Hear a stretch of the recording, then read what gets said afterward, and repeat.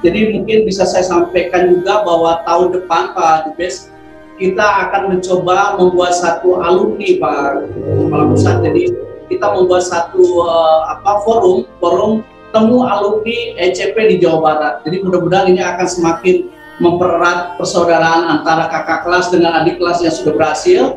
Satu itu, keduanya juga mudah-mudahan ini sebagai suatu ajang bisnis juga, karena dengan begitu rekan-rekan yang sudah lama menjadi eksportir sudah berhasil, bisa istilahnya bisa membawa rekan-rekan lainnya untuk dalam kondisi di mana bisa menjadi eksportir yang sesungguhnya juga gitu ya.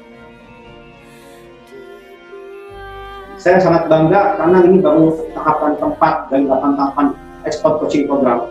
Jadi saya yakin ke depan kalau udah sampai tahapan ke-8 nih, ekspornya udah 19.000 lagi, pasti ekspor lebih dari 100.000. Mudah-mudahan, amin. Dan perlu kami sampaikan bahwa kegiatan hari ini sejalan dengan arahan Bapak Presiden bahwa kita harus meningkatkan peran UKM dalam rangka mendukung kegiatan ekspor migas. Dan Kementerian Perdagangan terus berkomitmen memberikan fasilitasi baik itu pelatihan maupun pemberdayaan UKM bagaimana untuk dapat meningkatkan ekspor ke luar negeri. Dan ini juga tidak lepas dari program kerja kami bekerjasama dengan berbagai instansi, BUMN, pemerintah daerah, pemerintah pusat lainnya, KL dan KL lainnya, swasta, dan juga dengan perwakilan.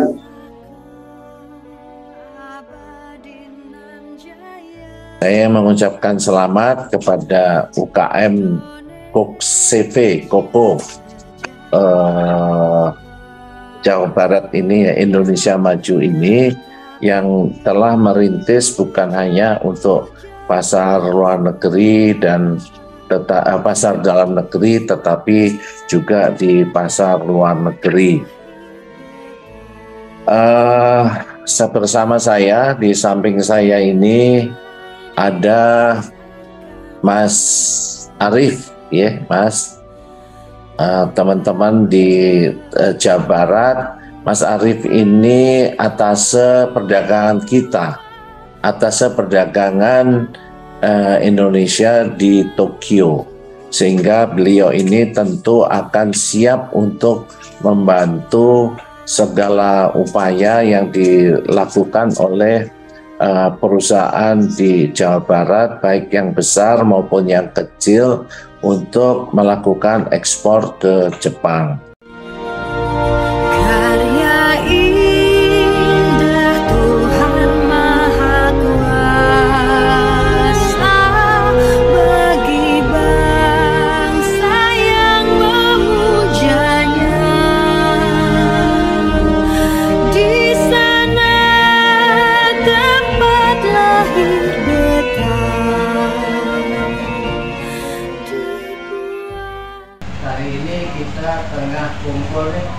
Dengan eksportir kita Pak Dinasti Jose.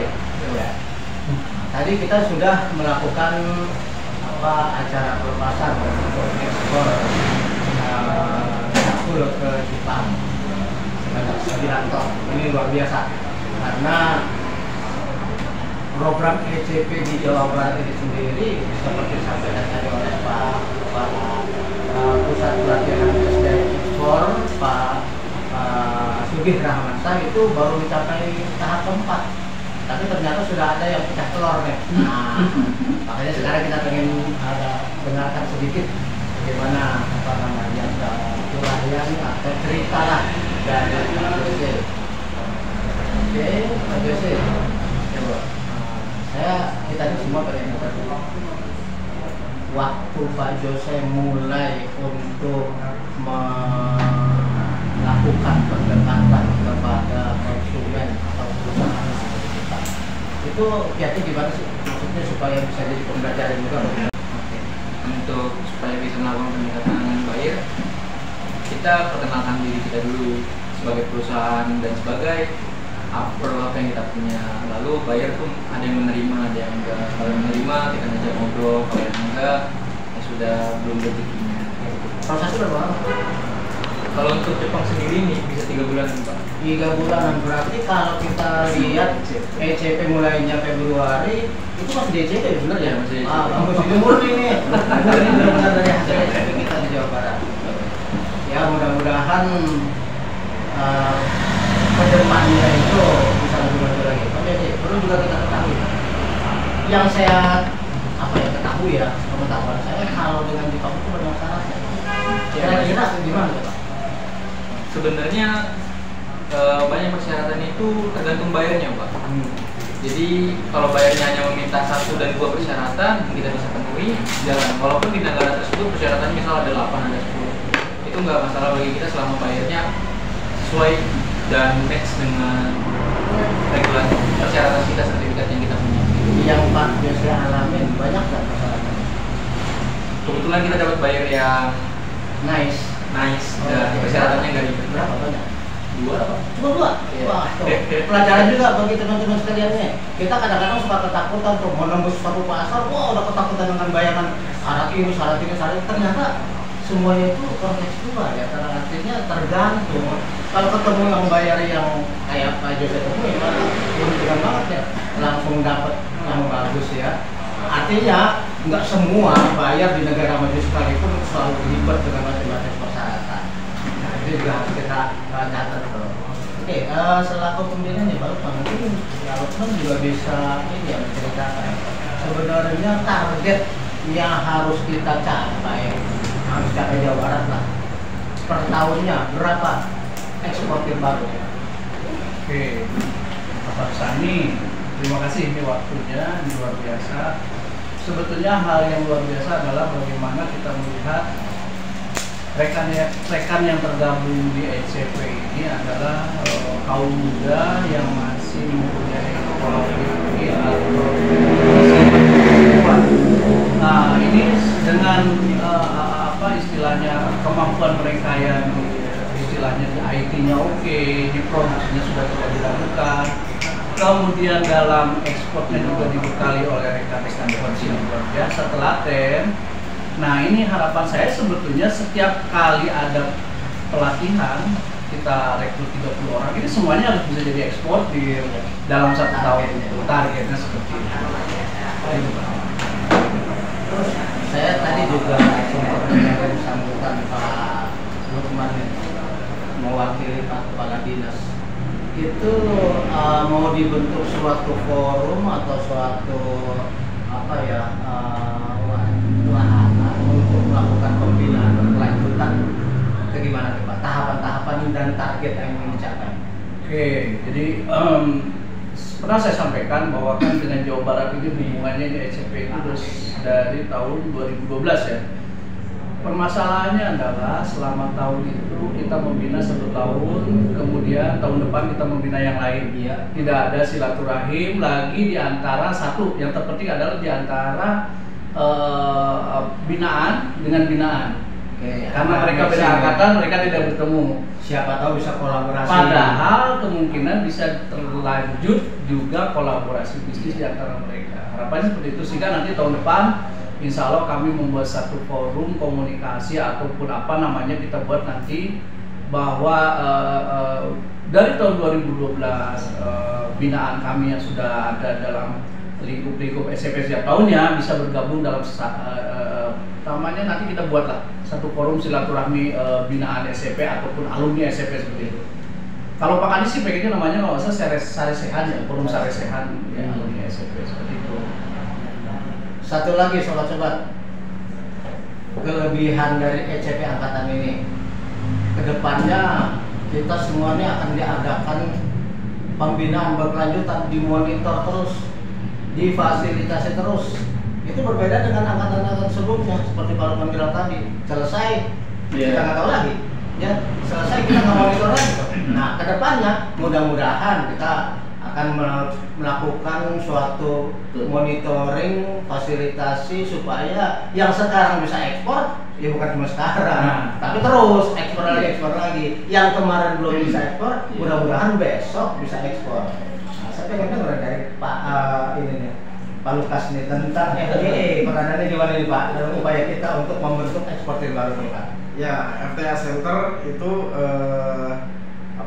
berkantor di Disperindak Jawa Barat juga ya.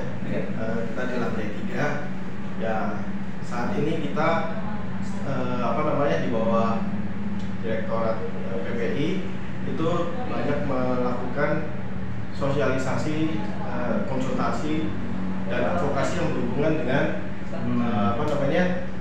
perundingan.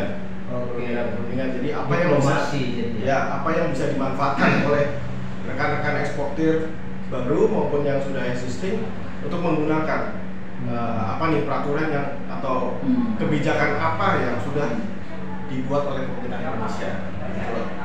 Termasuk Pak Lukas, andai kata dalam suatu transaksi antara buyer kita, ECP, dan semualah UKM di Jawa Barat ini mengalami suatu, katakanlah ada kendala, ada suatu dispute, apakah FDI di sini juga akan siap? Jadi biasanya kalau ada ada dispute seperti itu kita membantu menjelaskan kepada UKM ekspor bahwa kita udah punya perjanjian nih. Nah, semua akan ikut ke dalam perjanjian itu. Biasanya dispute-nya itu karena pihak dari lembaga-lembaga negara tersebut belum memahami dengan benar apa yang sudah kita perjanji, sudah kita dealkan dengan pemerintah itu. Jadi itu belum turun. Nah, itu kita kalau sudah punya perjanjian udah punya perjanjiannya, kita tinggal sodorkan ke mereka bahwa kita udah deal dengan pemerintah Anda gitu. Jadi dispute seperti itu bisa kita selesaikan. Mungkin teman-teman banyak yang belum tahu ya Pak, FTA itu kepanjangannya apa dan dia pegawai negeri atau gabungan pegawai negeri dengan praktisi? Jadi FTA Center adalah singkatan dari Free Trade Agreement Center. Jadi yaitu Free Trade Agreement itulah yang saat ini dikembangkan oleh Kementerian Perdagangan ya, untuk bagaimana cara kita bertransaksi dengan negara-negara lain. Tadi satu lagi ada. Iya, dari unsur apa tuh? Pemerintah atau praktisi? Dari masih merupakan pilot project dari Kementerian Perdagangan. Nah, di dalam FTA Center sendiri ada praktisi-praktisi, ada dari ada yang ahli di perjanjian, ada yang di prosedur, ada yang di pemasaran, ya nah, kita ada 4 oleh saya ini ya, ada 4 sebetulnya, dari Bandung, dari Jakarta, FTA Center, lalu ada juga di Makassar dan di Semarang. Rencananya seluruh provinsi. Ya, rencananya akan sebisa mungkin diusahakan nanti merata seluruh Indonesia. Oke, Pak Dendi nih sekarang. Pak Dendi selaku yang ada di lapangan lah katakannya, berhadapan langsung dengan para UKM. Banyak nggak sih UKM kita yang punya kendala atau dispute ketika berhadapan dengan buyer? Ya, ini menarik Pak nih. Jadi kalau misalkan saya keliling ke kabupaten kota, jadi memang selalu ada paradigma atau stigma di mereka itu, wah susah bahasa Inggris, negosiasinya bagaimana, cara menghitungnya bagaimana, apakah produk saya layak atau tidak.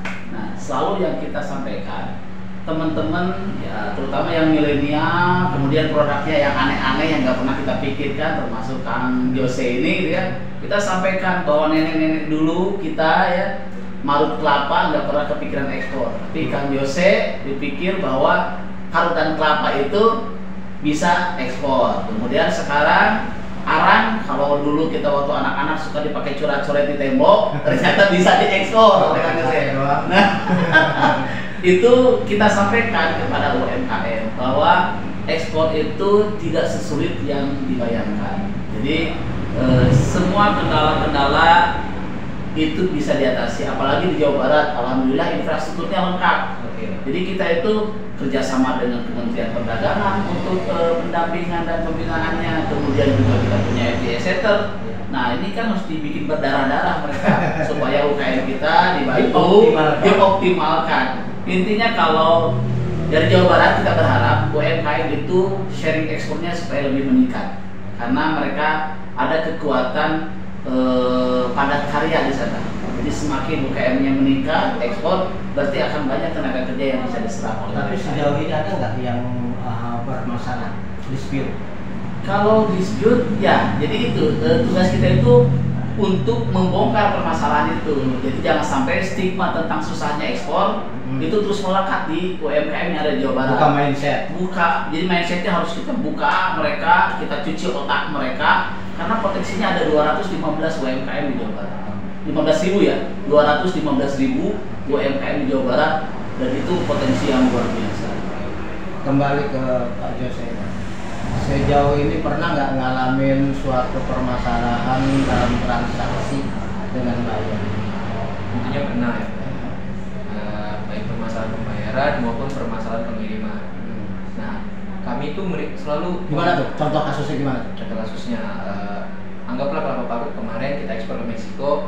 Ada satu kasus di mana Meksiko tidak dapat menerima kelapa parut dari Indonesia. Dan kita berhubungan dengan ITPC dan KBRI negara Meksiko. Kita cari tahu apa dasar hukumnya. Kita cari tahu kalaupun ada dasar hukumnya apa celahnya buat bisa masuk. Dan kita dapatin solusi itu, lalu kita kasih ke buyer dengan pilihan opsi mau pilihan A, B, dan C, dan buyer terima dan berterima kasih kepada kita karena bisa lanjutkan lagi proses impornya. Berarti polanya pola negosiasi ya, nggak sampai ke mediasi, Enggak, Pak. apalagi ke arbitrasi ataupun litigasi, nggak sampai ya. Memang yang perlu dibicarakan itu memang kita harus tahu bagaimana melakukan pembinaan ulang dengan para buyer kita. Oke, saya pikir kita juga nggak perlu terlalu banyak ya kita melakukan pengenalan. Tapi mungkin kedepannya Mas Jose rencananya berapa kali lagi nih yang udah ada ininya nih, udah ada planningnya berapa kali ekspor lagi dan kemana? Saya punya visi dan harus kewujud 25 kontainer sebulan, Pak. Sebulan. Ya. Langkahnya kita harus dapetin kontrak-kontrak dulu untuk menjamin bulanan kita dapat stabil. Lalu kita cari yang bayar-bayar lain sehingga misal bulan kedua ini 3 kontainer, bulan ke-3 nanti 4, terus meningkat sampai di akhir tahun kita bisa mengejar 25 kontainer sebulan, Pak. Yakin? Yakin, Pak. Artinya sama dengan yang kita pelajari di kelas. Bisa meskipun sulit. Jangan dibalik. Kalau sulit tapi bisa, yang pertama kali kita ketemuin tuh pesimis. Betul nggak, Pak? Betul. Iya. Jangan sulitnya dulu, optimisnya dulu. Bisanya dulu. Bisanya dulu. Kan kita punya itu apa tadi? Jabar juara. Maksudnya juara letoy. Spirit kan juara kan harus punya optimisme, ya kan. Perkara menang atau kalah itu kan tergantung rezeki kita, gitu ya. Mungkin kita sendiri punya mindset untuk menang. Mentalnya mental juara. Kan 5 benua loh, nggak main-main. Nah, iya. Pak Lukman, barangkali ada yang mau disampaikan sebagai penutup. Satu hal ini untuk Om Yose, ilmunya tolong menjadi ilmu rekan-rekan lainnya juga. Jadi di istilahnya di apa, di bagi lah, di share, dan itu aja sih sebenarnya. Yang lain juga harus tetap semangat. Ya. Pak Lukas, untuk teman-teman ECP maupun UKM yang lain ada pesan? Saya pesan jangan saya ingat, saya tahu persis Jose ini berapa banyak yang dia usahanya sekeras apa dia. Jadi memang harus usaha keras, jangan sampai patah semangat. Usaha terus, pasti suatu saat ada yang nyangkut juga gitu. Ya. Pak Dandi, penutur? Ya, ada pepatah orang tua dulu ya. Saya nyambung dari Pak Lukas. Jadi kalau batulah Pak. Jika racak pinggang batu, daun-daun jadi legok. Ya. Jadi tetesan air saja bisa membuat batu berlubang. Jadi kalau dalam ekspor itu para UMKM terus semangat, berupaya, istiqomah, konsisten, rezeki biar Allah yang Sip. Ini yang seperti sering saya sampaikan juga di kelas. Selamat apapun yang berjalan, pura-pura berjalan kalau kita terus nyampe juga, ya kan? Baik teman-teman sekalian, kiranya demikian saja yang bisa kita sampaikan.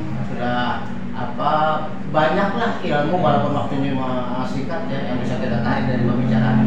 Mudah-mudahan bermanfaat ya. Demikian saya tutup.